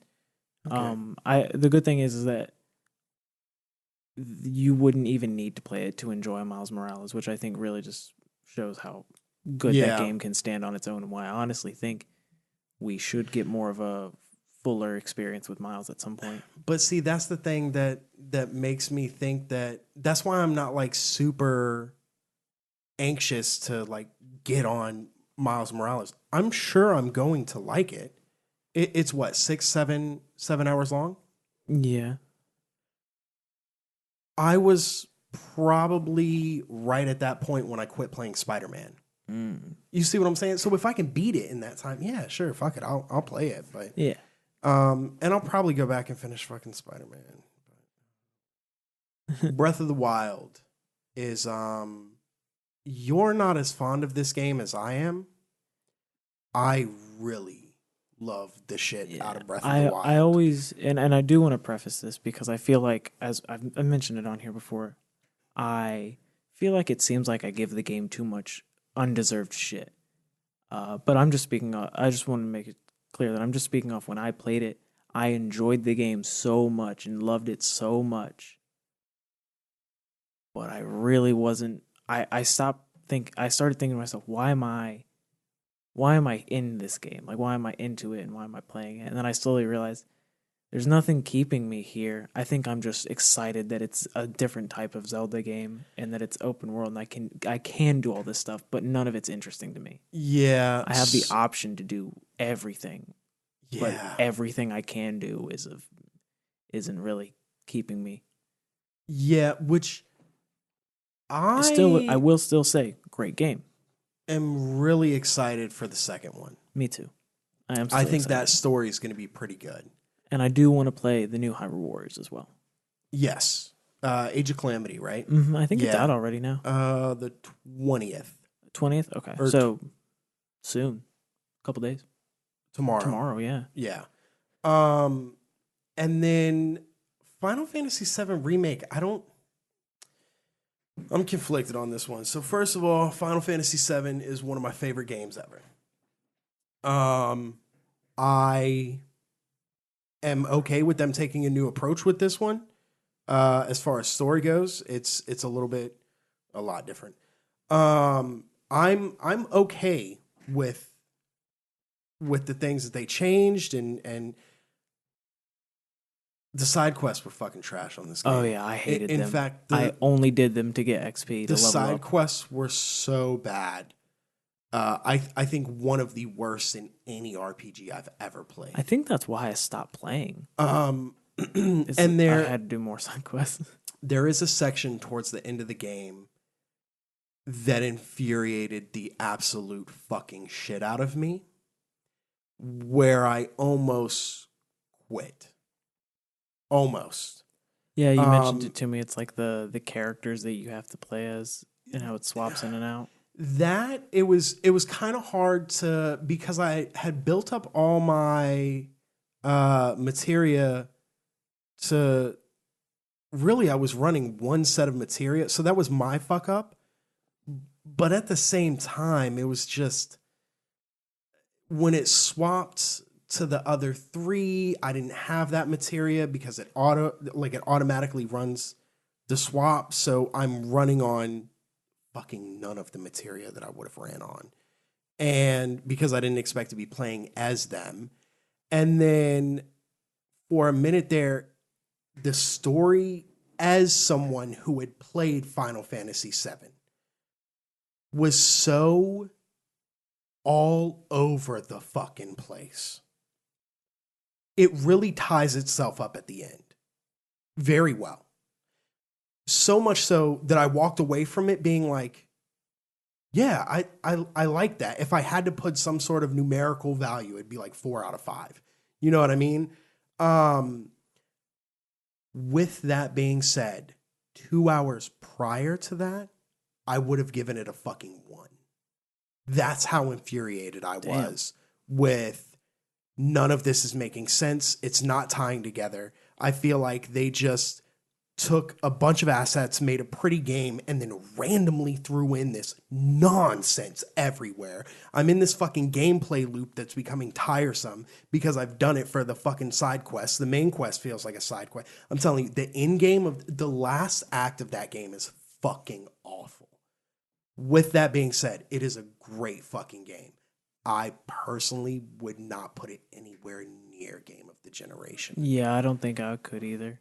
But it's a beautiful looking game that if you like JRPGs, I think is worth your time. And if you like Final Fantasy VII and the Final Fantasy games with it coming to Xbox relatively soon, because that embargo goes up in March, or I guess it's not an embargo, it's a exclusivity deal. You're going to be able to play it. It is well worth a playthrough. If you are not a fan of RPGs, and if you're a fan of like deep side quests, and this is not the fucking game for you. You have to be a Final Fantasy VII fan. Genuinely. This game was made for fans. I really hope this next game is made for RPG fans and doesn't lose fans of the series, but this game was made for fans of the series. If you are not a fan of the series, I don't know if you're getting through it. I'm going to be like 100% dead ass. And again, I loved this fucking game. But that last act was so fucking frustrating. I mean, me and you talked about it where I was like, I don't even know if I'm going to finish this fucking game. Like, it is infuriating Thankfully, the fuck you out did. of me. I need to. And even getting past that one particular boss fight, it was just like, dude, what the fuck is this? And then it tied it up. Your boy. It did good. Did good. Death Stranding, I did not finish, and I'm not sure why. I think I just had other shit. I It's a wanted fucking to. great game. Yeah, I've heard. It's a game people should many play. things. Because it's, again, don't know why it's as fun and good as it is. It's certainly fucking weird. I mean, You should Kojima. expect no less. Yeah. But I fucking love Kojima. Mm-hmm. Like, I swear by Kojima. In fact, I love Kojima so much, I didn't play Phantom Pain because I personally don't think that I am down for the open world that they built within a Metal Gear game, and I don't want that to be tarnished in a sense. Like, does that make sense? Yeah. Like, I knew that shit wasn't for me, and I didn't want to tarnish. Like, everything that I was seeing about that game, it looked like a Red Dead or a fucking GTA-esque game that had a Metal Gear skin and some gameplay mechanics thrown towards it, and it just did not interest I wasn't me. a Metal Gear. I mean, I've never really been a huge Metal Gear fan just because I never really played them. But Ground Zeroes was good, though. I enjoyed Ground Zeroes. Played Phantom Pain. Couldn't really get through the first couple hours. I don't want an open world The opening cutscene's dope, though. Metal Gear game. But It's I a fucking long love cutscene. Metal Gear and Kojima. God, I cannot wait to see what Kojima does next. I hope to God that it's not a movie. He can pull in some big hope fucking it's names. not a movie. Yeah, he can. So I'm excited. I mean, too. he got Guillermo del Toro, Mads Mikkelsen. Norman Reedus. Norman Reedus. There were like other people that I was like, how the fuck did he get them in this game? He is also good friends with J.J. Abrams. Yeah. I mean, J.J. Abrams giving him praise was fucking kind of crazy. But with that being said, I really hope that Kojima does not make a movie next. Not that I don't think it's going to be good. I would watch a Kojima movie all No day one will long. see it. I don't know. I think he's able to get talent on board. And What's the worry? I want him to make another game. Okay. Like, selfishly, I'm not saying I don't. I think. Oh, okay. I get what I you're think saying. I thought Kojima you were would be okay. more successful making movies than he ever would making games. You just like the games. I he makes. genuinely believe this. I believe that Kojima could be looked at the way we look at Nolan. Yeah, I can see that. Because Inception is something that I've Nolan's storytelling and the way he does, I could see Kojima far surpassing him with that. You need to see Tenet. I cannot wait, but I also didn't really want to go to the movies because I'm a responsible person I and think not it because I should be procrastinate. coming out on DVD digital soon, which means it'll probably hit Yeah, on a streaming service. I'm so Probably down. HBO, I Yeah. imagine. But what my point is I think he would be so praised in movies. Why would he go back to games? You see what I'm saying? So yeah, it's definitely like that And selfishness. it really is. I want to see Kojima have as much success as he possibly can, but he's been burned by the gaming industry several times. He was burned by Konami. They wouldn't even let him. They didn't fly him out to the Game Awards to receive the award for the game. And remember when Jeff Keighley called out Konami at the Game Awards live? So Jeff Keighley's good friends with Kojima. Oh, okay. And of course, that has nothing to do with the voting of Keighley doesn't have anything to do with the voting. He just hosts the Game Awards. Yeah. How Jeff Keighley has elevated himself to whatever he is in video games, I applaud that man. Like, I have no idea how he did it, how he became synonymous with all this shit, but he fucking did. did it. And fucking, I have no problems with him. I think he's fucking awesome. Game Awards very soon. It is coming around soon. But so Jeff Keighley was like, and the winner for, best game, whatever is, I think it was Phantom Pain. He was like, it was Metal Gear Solid, Phantom Pain. And he goes, and unfortunately, Hideo Kojima could not be here tonight to receive his award as Konami, in a very petty quarrel or something like that, wouldn't fly him out here. And he called them out right there. And I was just like, Big dick damn. energy. I'll have to show you that clip when we get through with this. But not to suck Kojima's dick too hard here. Just give it a little lick on the tip. But he has expressed interest in wanting to make movies. And that's why he got Mads Mikkelsen. That's why he just looks at games entirely different, the way that typically a movie director would look at games. That's why Abrams is on his side. Mads Mikkelsen, he ended up winning over Norman Reedus, and Guillermo del Toro has wanted to work with him ever since they were going to do the fucking Silent Hills project. Well, actually, he was going to do one before that. Guillermo del Toro was going to do a different game, and he had somehow crossed paths with Kojima and realized the brilliance there. For Guillermo del Toro and J.J. Abrams to show appreciation for you as a brilliant mind in the field of what they do, and you've never even done what they do, that's a crazy thing. Yeah. And I really do think He's that a fucking genius. And after Death Stranding, so many people told him he was a fucking moron for Death Stranding, and Kojima doesn't know how to make games, blah, blah, blah, blah, blah.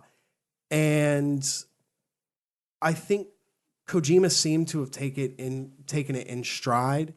I really hope he was not deterred from making another game, because I would like to play another Kojima experience. And I'm afraid that if he goes off and makes a movie, that's not going to happen. And he did express while making Death Stranding, Kojima Studios was set up to do both game and film. No one said that they have to do one exclusively. He would like to do film, and he would like to explore that after they're done with, at the time, I think he said, whatever game we're partnering with Sony with. They hadn't even come out with the name yet. And so I really don't want him to make movies. Mm-hmm. But that's just me being a selfish prick. What's funny is I feel like I would probably really love for him to make movies. Yeah, probably. And I think Kojima would be really good at making movies. I mean, I've seen the games he's makes. I didn't play Death Stranding, but I saw a lot of it, and the game looked fucking amazing. They always have been. And he's always been really good at thinking outside of the box and going with a different perspective and something that Oh man, I really don't want him. Just Who knows? He please, might. Kojima, I make mean, one, make with one the more shit fucking that game. with the shit that the PS5 can do, with like its controller and like some of those features, I could see him trying to maybe do some shit with that. I hope so, but again, Kojima Studios isn't. They worked with Sony as a second party. Well, yeah, I know. I just mean like clearly we're getting tech that can do more things, and I think as the Yeah, tech can do more things, maybe it would give him more ideas to use it. the impression I got was he didn't want to get glued to another studio again, like he was Yeah, with I mean that's Konami. fair. And I think that Sony reached out to him so graciously because Konami fucked him over. And he's always had a good relationship with Sony. And so it was kind of Sony's like, hey, don't leave the fucking industry. Come work with us. But Kojima did express interest in he would like to make future titles multi-plat, which I suppose it is if you consider PC, because it is out on PC. But the way he was talking, I think he wants to bring his experiences to everything that can handle it. And most certainly that That's would what's include the Xbox Series X. Because Kojima... But Matt, do you follow Kojima? I do. I don't ever see his tweets like that though, but I know I follow him. He tweets about his fucking movies in a way that like I don't even understand half of it. You probably would though. Yeah, I don't. I follow him. I guess I just don't see his stuff in my timeline. And that's why I'm like, I need to clean that up. God damn it! Please don't make a movie. Mhm. Because I really do think he'll be so successful. Bro, him and He Guillermo won't- del Toro on a movie, they're two fucking insanely Bro. creative minds. produced by Abrams. Mm. God, I damn. need it. I need it. Yeah, that does sound really Because good. del Toro be doing some crazy shit too. Yeah, Pan's Labyrinth's fucking crazy And ass movie. Del Toro Dope. has a very specific aesthetic to his I movies. love it. One that I was very glad to see him use in Hellboy 2. He did not in Hellboy 1, though. It's ever so slightly, just a sprinkle. You definitely do see it more. I know what He you're talking salt about. bathed that shit in Hellboy 2 to the Yeah, point where I think it's the studio probably had more control over Yeah. the first one, and I think they saw the success and were like, okay, we'll let you. I think it came out after Pan's Labyrinth as well. Okay. And as someone who I didn't care for the switch, quote unquote, in aesthetics of between Hellboy 1 and 2, I thought they were directed by entirely different people when I was younger until I looked into it and I was like, it's the same fucking director. Then I looked at it and I was like, they're still really good movies. Yeah. People talk shit about Hellboy 2 a lot, but I like both of them. Yeah. And God, that Guillermo del Toro, that fucking aesthetic. That's why I has. really would have liked to have seen him do The Hobbit, because I think his aesthetic would have been really cool to see in Middle Earth. It's so eerily creepy without even trying to be. Yo, And I don't know why. you remember the Pale Man from fucking Pan's Labyrinth? Yes. Fucking terrifying, but God, I love it. But the other thing too is if you think about it, why?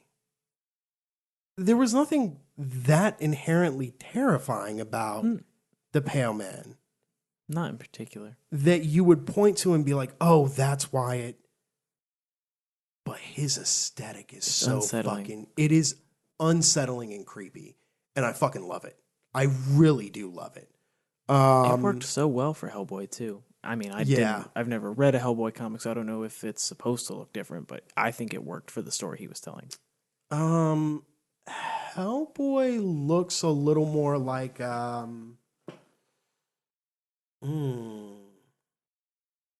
don't know. Actually, I'm thinking of the newer ones. I don't know. I liked Hellboy. I even like the newer Hellboy.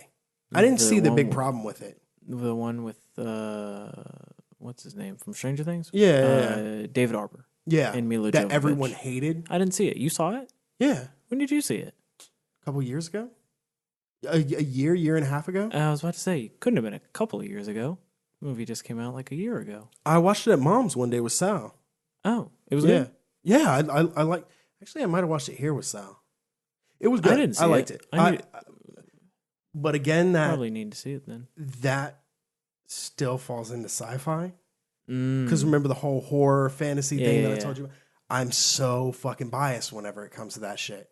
And so I was like, I like it. Yeah. I didn't see a problem with it. I'll have to watch it at some point then. Yeah, I think David Harbour looked really good as Hellboy. Dude, he was jacked. Yeah. Just like your boy fucking, goddamn, why am I blanking on his name? Thinking of Kumail Nanjiani? Kumail Nanjiani looking like a fucking... Every time I think of the God Eternals, damn. I always forget that Richard Madden and Kit Harington are in it. And I'm like, bro, that's dope. Richard Madden looks so weird not as fucking... Rob Stark. I mean, I noticed that today when Cinderella was on at work. He's Prince Charming in Cinderella. No shit. No facial hairs, like the slick back hair, all of it. I saw the really tight pants, but no bulge because he mentioned this on a talk show because it's Disney. They made sure he had no bulge in his pants, but they're like skin tight. Yeah.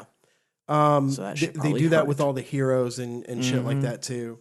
That shit probably hurt. I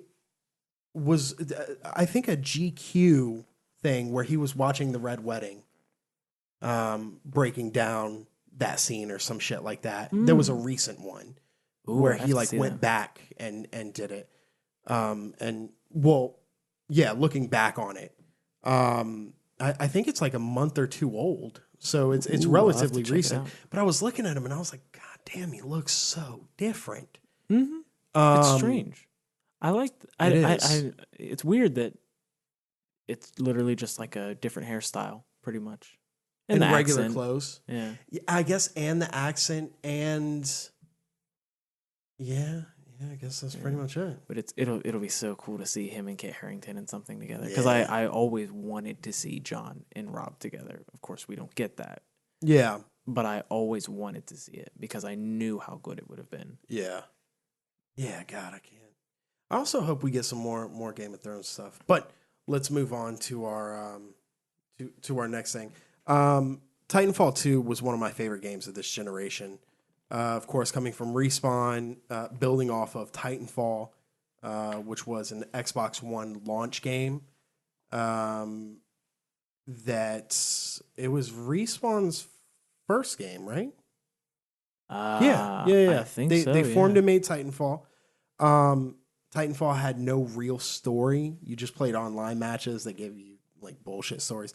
Titanfall 2 has a great campaign, great multiplayer. It is dated as far as its class progression system. This game feels so goddamn good to play. Like I seriously, I don't know. It feels. I own Titanfall 2. I wonder what that's like on PS5. We should download it. All right, I can do that. Yeah. Dude, I'm telling, it's so fucking I never played good. the campaign for it, but I really enjoyed the multiplayer. Dude, I platinumed that game. It was Titanfall 2 was one of the few games that I platinumed. That's how much I liked it. The platinum for that game is so I realize I do this thing where I go for platinums that are considered pretty fucking hard. Like not like Dark Souls, but like Uncharted 3? 3 was the one we got.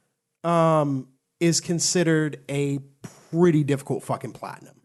It's because you can't do the multiplayer anymore, right? Well, not now, but I'm saying at the time. Oh. And I platinum that bitch. I don't know. I guess to prove I could. Not that proves much of anything at all, but I don't like to platinum easy games per se. I will definitely go for... When I saw how rare the Titanfall 2 trophies were, specifically because of the speed run, bro, that speed run was intense. I don't know if I was there when... No, I must have been there when you actually did you were it. there. Yeah, because I remember you showed me the video of the person who has like the world record, and that shit is insane.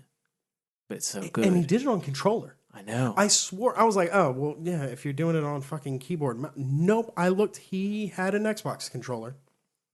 Nice. Titanfall 2 is an amazing game. It's fast-paced. If you're someone who likes to camp, Fuck you. You're not going to have a good time with Titanfall 2. If you're someone who likes to stay on the ground and cover shoot, you're not going to have a good time with Titanfall 2. If you're someone who likes to run around like a fucking madman across the map. Sounds like me. Fucking goddamn Why can't I think of the grappling fucking hooking everywhere? The grappling hook was so fun to use. I love it with the So like good. going to rodeo a Titan. Yeah, I was really hoping that that Apex would play a little more like Titanfall, but I guess they were saying it wasn't. Just in the world, which is weird because I haven't seen any like real tie-ins with the world other than them just saying it's in the world. Right? Yeah, well, but I also haven't played Apex in like what's her name? a Who's good the long while. Jamaican chick? Lifeline. Lifeline. She has on a pilot uniform. It seems to be. Yeah. Like a medic at least pilot's uniform. Nice. And her boosters are the pilot boosters. Oh. I guess the reason why, because they experimented with Titans, clearly that's not going to work in a battle royale. So I wasn't even that surprised. They experimented with wall running, and apparently it didn't work very well. And what I assume that means is that it was so fucking unbalanced between people coming over from Fortnite to play and people who would play Titanfall 2 that players were getting shit on to the point where new players didn't want to stick around to learn how to get good. So because the experience gap is so huge, the player, and no one was doing skill-based matchmaking at the time. So yeah, I really do wish that Apex would at least create a mode that lets you go into that shit with wall running and grappling hooks for everyone, which of course you would have to change up Pathfinder. Dildo's fucking power or whatever. But, you know, you could do that. Dildo. That's what he is. Pathfinder. Or is Pathfinder a dude? I just assumed a gender. Anyways, It's a robot. Overwatch is up here for obvious reasons. It's like we said with fucking Big impact. Fortnite, huge impact, specifically with esports. I realize again that fucking League paved the way for esports tournaments, so on and so forth. League was not this generation. I can't put it up here. I'm not a fan of League, but I will sing its Gotta praises. give respects. Yeah, I'll sing its praises all day long for what it's done for the industry, especially with Worlds. Dude, Worlds sells out like a traditional sports championship. It's fucking crazy. Worlds is huge. But Overwatch did a lot for arena shooters, and Overwatch did a shit ton for progressing that esports community forward, and specifically bringing a good bit of it to consoles, because MOBAs don't work very well on consoles. Despite the fact that Riot, who makes League, is bringing us some version of League this year. 2021. Upcoming year. Yeah. It might as well be 2020 this is pretty year. much over. Which is crazy. so It went by weird. so fast. Fuck. All right. A year older We've already mentioned why in a blink. we mentioned The Last of Us Part 2. We didn't get into Rocket League yet. No. But speaking of which, Sony bump. Uncharted 4, A Thief's End, was on a lot of bit fucking of lists, lists. and I don't get why. The Sony bump. The Sony bump. I like the Dreams game. was even on a list. Yeah. I'll maybe give it a pass because the category was Oddly, Killzone's not. Killzone is never talked about. under. Oh yeah, Shadowfall Never. was a launch title. I enjoyed it. Yeah. It was the first like Aesthetically looks fucking amazing. And Second Son also is never talked about. Damn. Second Son is still one of the most beautiful games on PS4. yeah. I mean, that came out I like got it 6 on months the, after on the launch. 5, so I could finally play the game. I never actually got around to it. It's not a bad game. It's a good another one of those Ghost of Tsushima things. But Drops Sucker Punch. the one thing at the time was that game is one of the most beautiful games on PS4. And in your kind of launch window, the first year is a launch window, in my opinion. It came out like 6 months to a year, give or take, after. Dude, and it still is one of the best looking games on PS4, as is Killzone Shadowfall. because, of course, Gorilla made the Decima engine, which all of Sony's games run on, and Sucker Punch seems to know how to utilize that engine quite well.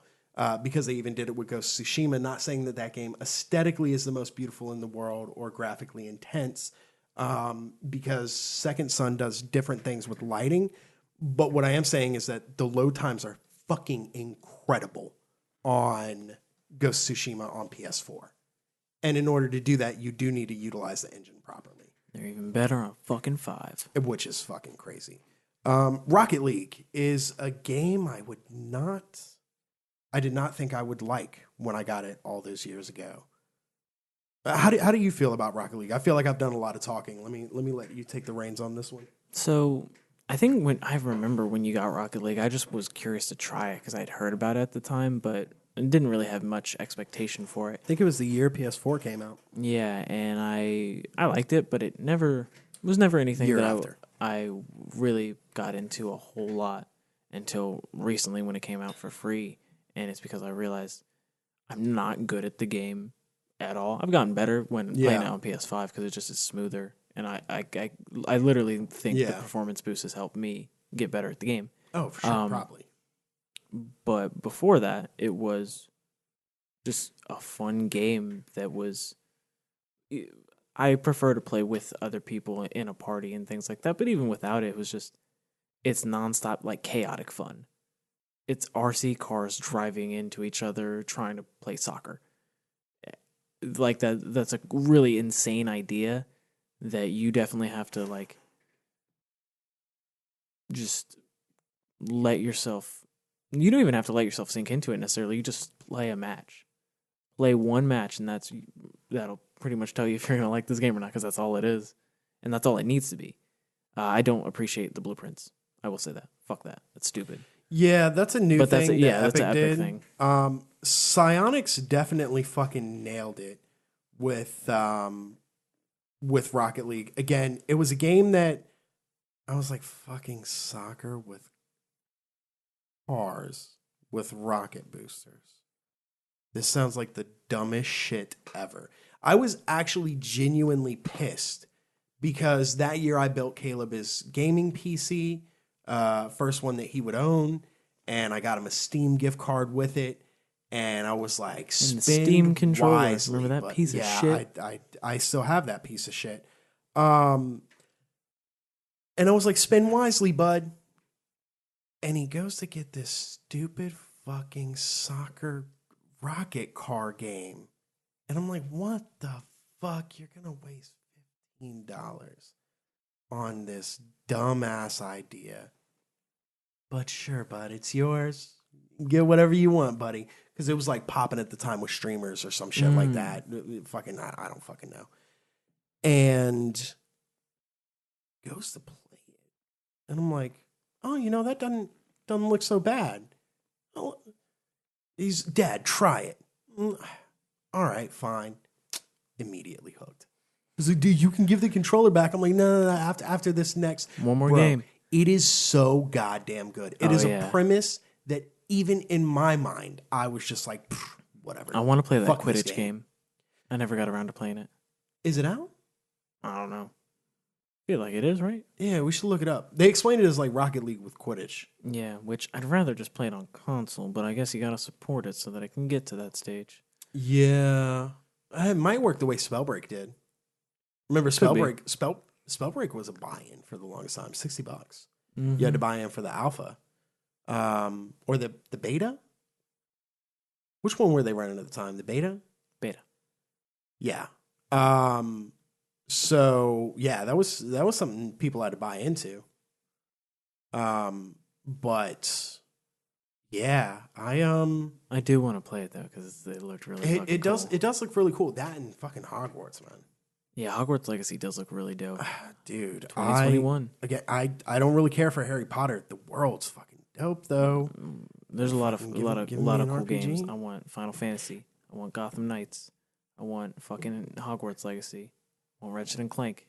Give me all these games. Oddly enough, I want Hogwarts before any of those. Yeah, I mean, who's making Hogwarts? Fuck, I knew it. Give me a second. Okay. And then of course the next one we've already mentioned, Super Hot VR. God damn. It was so good. Now with that being said, Avalanche. Avalanche. Yeah, there we go. I knew. Which Just Cause, they're really pretty good games. Yeah, not for me. I think they're really cool and they're really fun. It's just I could never really get into them, but I can put a couple hours in and just have like Yeah. mayhem. Yeah, I mean, I think they're solid enough to where, um, dude, I'm really excited to see what they do with fucking Hogwarts Legacy. Me too. Okay, real quick, just because I pulled this up. So Avalanche, of course, Also, can't wait for Lego Star Wars that comes out next year. I'm supposedly excited. with remember when Rage 2 was coming out? I think that was the one that they said that they were working with id Software. It weren't really. Yeah, no. Yeah, so they made it seem like Avalanche was helping id. That clearly was not the case at all. Not that Rage 2 is all that bad, but it's not id quality. But their Mad Max game was better than Rage 2. And their Mad Max game had like car mechanics It's a car shit PG. like that. God. Vin Diesel, you're putting out an album right now. I know you want to get into fucking everything. You need to get into video games where you don't look like a fucking thumb with eyes. I mean, I know that's how you normally look. By the way, it was really fun Listen watching. to me. We're gonna make motherfucking goddamn Fast and Furious games. We're gonna call them car PGs, bro. Hit me up right now. Well, they have a Fast and Furious game that came out. No. Bro, how bad did that game look? Really bad. That game looked terrible. And they showed It looked off, like what it would look like if Vin Diesel was like, I made a video game. They showed it off last year at the VGAs like it was a good looking. Why would you show that off? That game looked like a first year Xbox 360 game. It looked awful. But that's we're sidetracking. What I was gonna say, did you know that Avalanche made Disney Infinity? No, but that's really cool. I like Disney Infinity. It was one of my favorite. It was my favorite Toys to Life. At least other they than Lego helped Dimensions. with Heavy Iron Studios and Ultron. I have no idea. Ultron, like the robot man. No, AL. Oh man, I I wanted Ultron. remember when that was a craze? What? The Fucking Toys to Life. Toys to Life. Oh yeah, and I was all for it. Mainly because Lego Dimensions was making some really dope shit, but I never bought Lego Dimensions. I feel like I should have now because not enough people played Lego Dimensions, and We had some Lego Dimensions one. Mm-hmm. It was really cool. It wasn't good. I thought the gameplay was pretty solid for what they were doing. I think it could have been way better. I think they should have used better IPs. That was my main issue. Is that they had the Warner Brothers licensing, and they used like the worst things in it, in my opinion. I don't think they should have used Mission Impossible. I feel like could have been cool. I didn't try that one. Ghostbusters, I don't fucking like. The A-Team was an interesting one. I don't think that has any appeal to anyone playing that though. I think they were trying to not, because they had to pay for licensing doubly. So for the physical toys for the Legos and for the digital, which I think they just wanted to take the cheap road out. And because they got in late to the game, because Skylanders was already fucking doing numbers, bro. And then Disney Infinity was fucking doing numbers too. 3.0 Disney Infinity, so good. Because that's when they brought in Star Wars. That's when it died. I know, but Star Wars was so fun. But what I was going to say is I think they wanted to go with cheap IPs because they just wanted to get in on the craze and not make something good. Those games were incredibly, they were pretty bad. Yeah, like I don't remember them doing anything too unique. They had a Simpsons one. It's fucking stupid. And they were relatively short too. Yeah, that was my main issue. Is that like each story within each world, like a level. It was just one level, and that pissed me off because the main story was pretty. It was not lengthy. It's lengthy for a Lego game, I guess. but every world was just a story, and then you can explore the world, which did not interest me. I liked it because it gave me cool, interesting minifigures that I never bought that I said I was going to. Yeah. Especially because they did the fucking, what was it? The other problem that they might have Back to the come Future. across is they couldn't do Star Wars clearly because Disney Infinity was planning that. And they might not have been able to license Harry Potter. They had Harry Potter. What I'm saying is they might not have been able. The properties that they did license could be because they were allowed to cross properties. You see what I'm saying? They might not be allowed to do that with Harry Potter.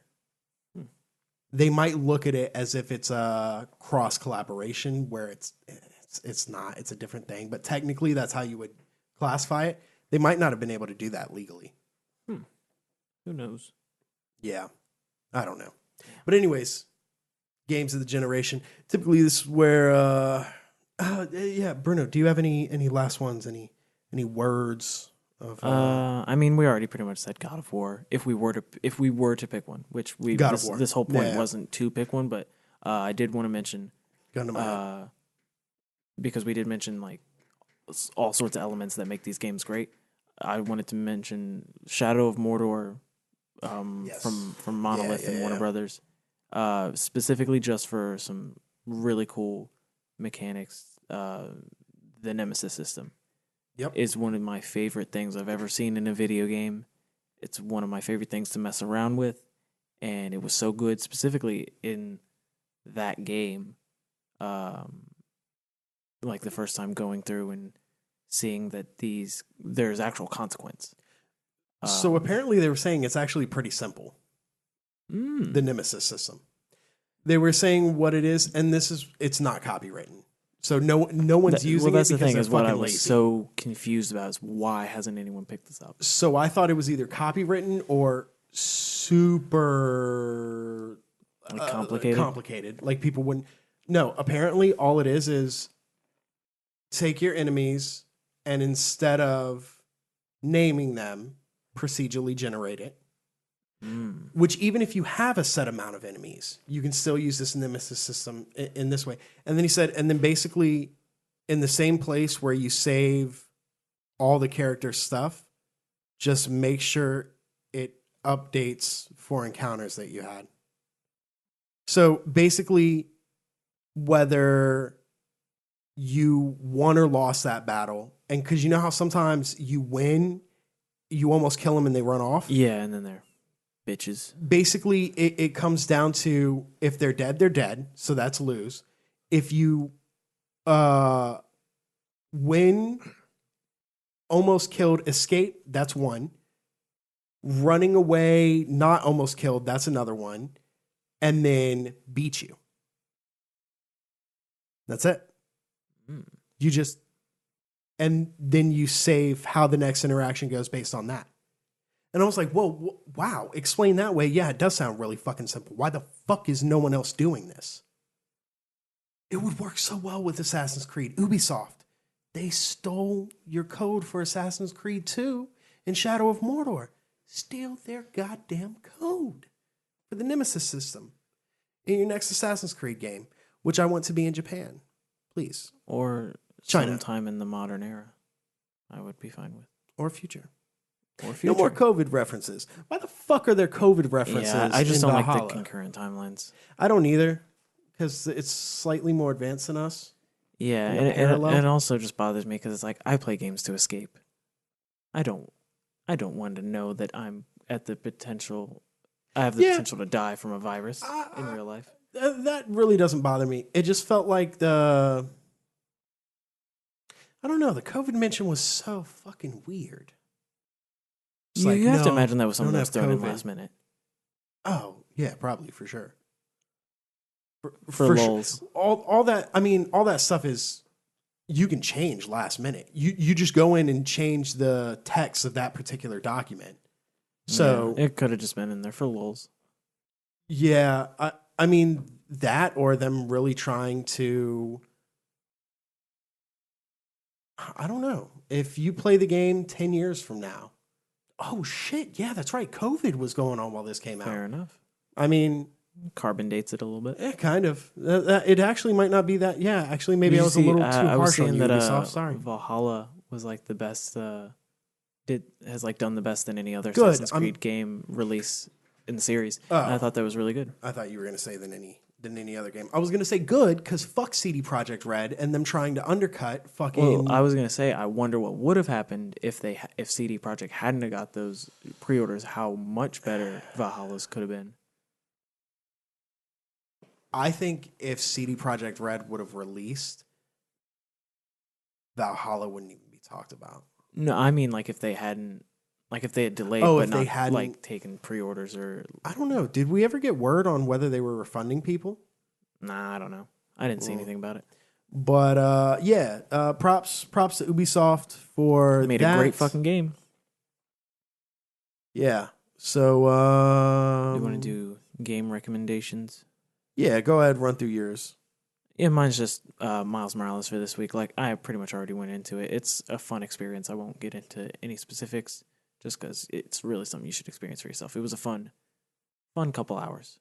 So, Yeah. and if you are thinking about getting it on PS5, then if you want, you can buy it now. And then when you get yours, you can do the whole cross-buy, cross-play thing, transfer your saves.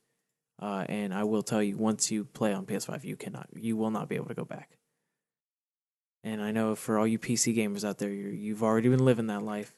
Yeah. Yeah, no, deadass. That's why they don't get consoles. Yeah. I don't have a game recommendation this week. Really? Not even Valhalla? Yeah, actually, I am going to suggest Valhalla. If you're able to get it. Have I already suggested Titanfall 2? I'm going to look in the schedule. I don't think I wrote it down in the schedule, but I think feel like you probably have. I feel like I have. Yeah, go get Valhalla. Go get Valhalla. It's worth the. I mean, I'm gonna check the into how $60. Watch Dogs was. I've heard it's good, but Yeah, I'm not too fond thinking of that. about getting it. For Caleb Valhalla's for Christmas. really good. Seriously, go get it. Go play it. It's fucking amazing. I think that's where we're gonna end. All right. All right, you guys, thank you for listening. Of course, remember to get the show early as well as other perks. And when I say early, I mean non-special episodes. We're doing Game of the Generation. We wanted to wait a little bit, put a little more shit together. Ultimately, we will always give you a better show as opposed to an earlier show. But remember, you can head on over to patreon.com/GamesTechMM, where tiers start at just $1.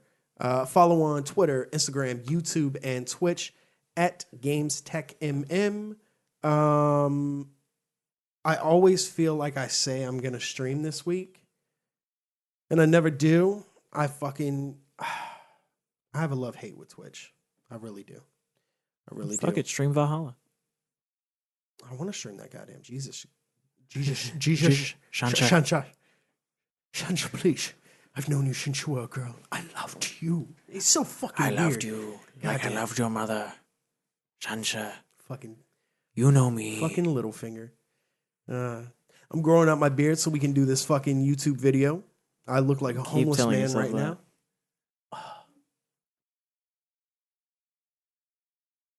Fuck you.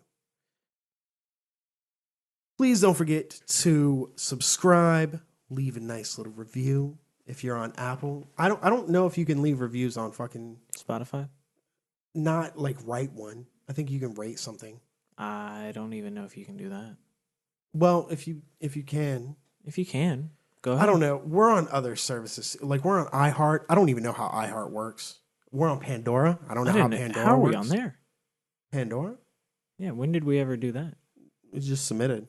Oh, I didn't even know that. Pandora was actually the pain in the fucking ass. Oh, It takes like 3 weeks, bro. fucking hell. Yeah. I mean, iHeart took like a week and a half. Well, we're there. Stitcher, Go anywhere you want. Google Podcasts. I always forget about that. Does anyone use Google Podcasts? You just No. use Spotify if you have a fucking I think if Android. anyone uses any sort of podcast service, it's for the most part Apple or Spotify. And of course, YouTube. Yeah. Which I guess you know, if you want to do it on there. Yeah. There's no reason to. YouTube will probably drain more of your battery if you're on your phone. Probably a lot of people watch on YouTube though. Oh, well, then keep doing that. Not our show. Oh, Yeah. well then. Yeah, no. You guys don't watch on YouTube. I don't even think you've made it to this point. If you have, love your faces. Oh, whoa, no. I'm not taking a Philip DeFranco. That's what he says, right? I don't know. I don't watch Philip DeFranco. I think that's what he says. Well, then do something that's not that in the slightest.